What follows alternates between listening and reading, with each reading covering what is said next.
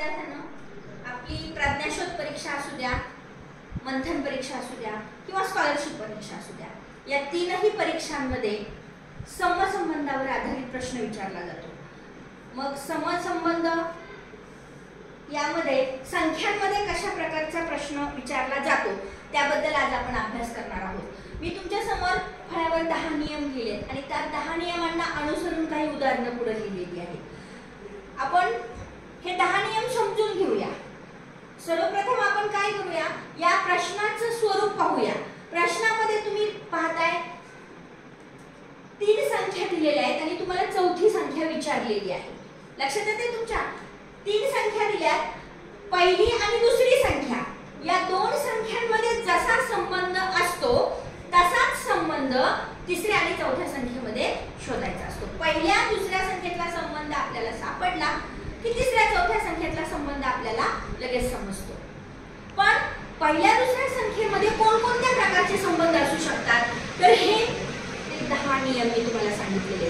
या 10 नियमांपैकी एक नियम कोणता तरी त्या ठिकाणी वापरलेला असतो. तर आता पहा, पहिल्यांदा आपण पाहूया तो म्हणजे क्रमवार संख्यांचा नियम.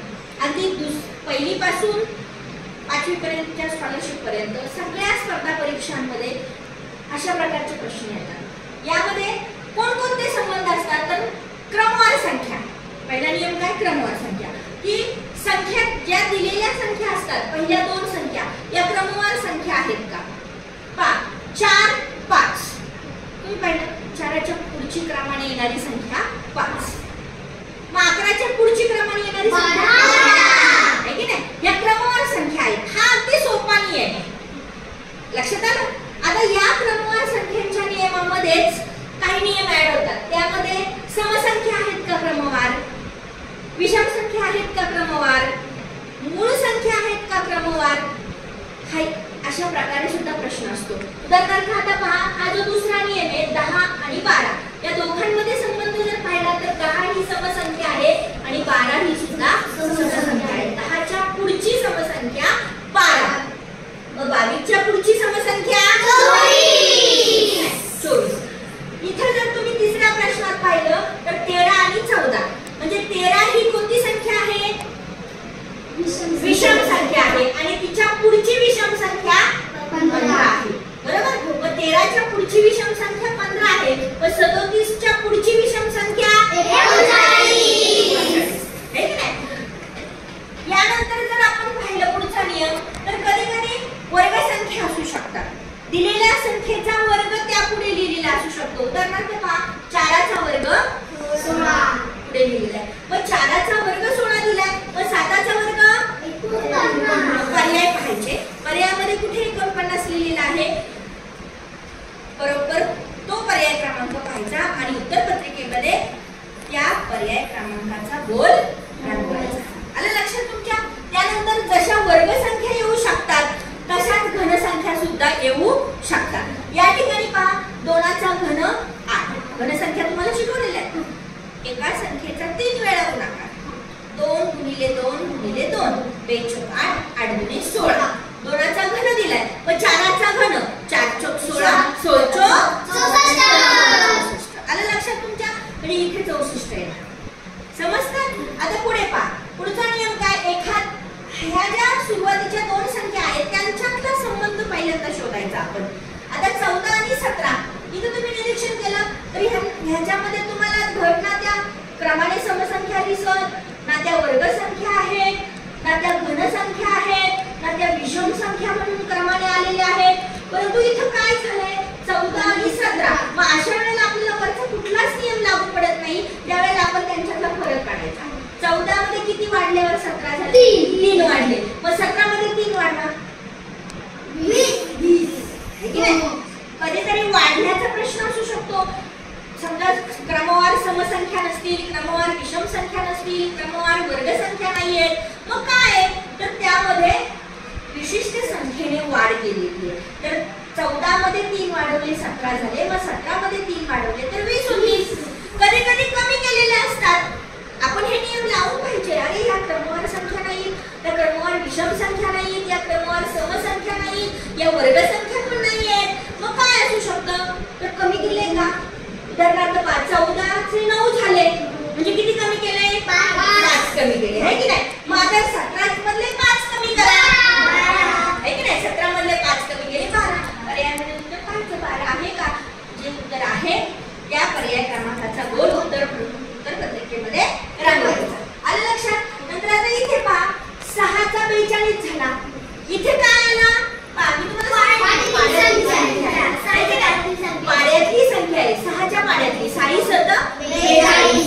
मग 8 7 56 आहे की नाही? म्हणजे तुम्ही काय येणार? म्हणजे गुणाकार असू शकतो, बरोबर आहे की नाही?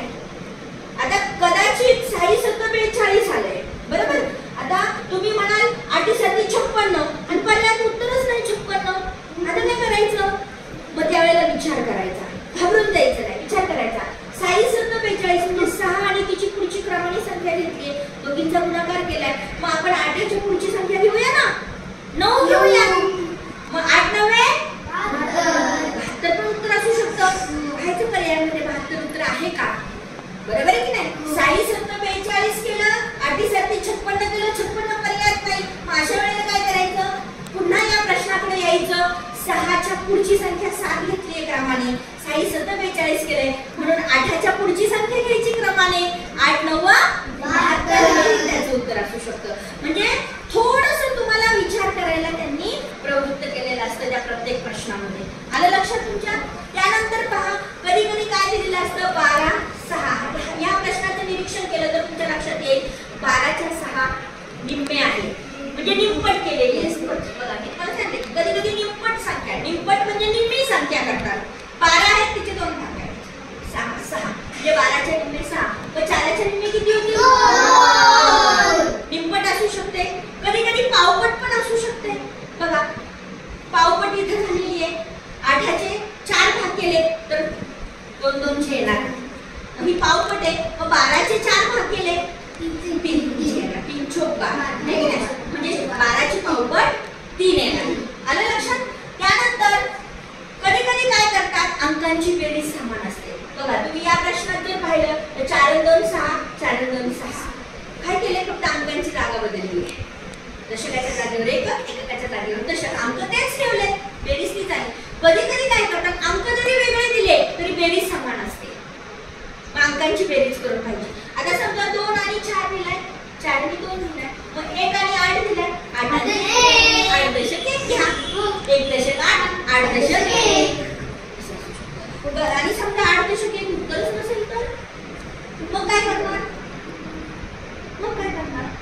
अंकांची बेरीज करायची ना आपल्याला. मग आपण त्या ठिकाणी पर्यायामधले बाकीचे प्रश्न चेक करून पाहायचं कोणाची बेरीज 9 येते. पर्यायांमध्ये ज्या अंकांची बेरीज 9 येते ती संख्या उत्तर असू शकते. आलं लक्षात तुमच्या? मग हे नियम तुम्ही चांगले लक्षात ठेवा, त्या नियमांचा सराव करा. जेव्हा तुम्ही सराव कराल त्यावेळेला तुम्हाला हा प्रश्न सोडवणं अगदी सोपं होऊन जाईल आणि समसंबंधावरचा संख्यामधला जो हा प्रश्न आहे याचे मार्क तुम्हाला हमखास मिळतील. समजलं सगळ्यांना? कसा वाटला प्रश्न हा? टीचर खूप छान. छान ना? ओके. मग आता फक्त तुम्हाला काय करायचंय? स्वाध्याय सोडवायचे, प्रॅक्टिस करायची, प्रश्नपत्रिकांमध्ये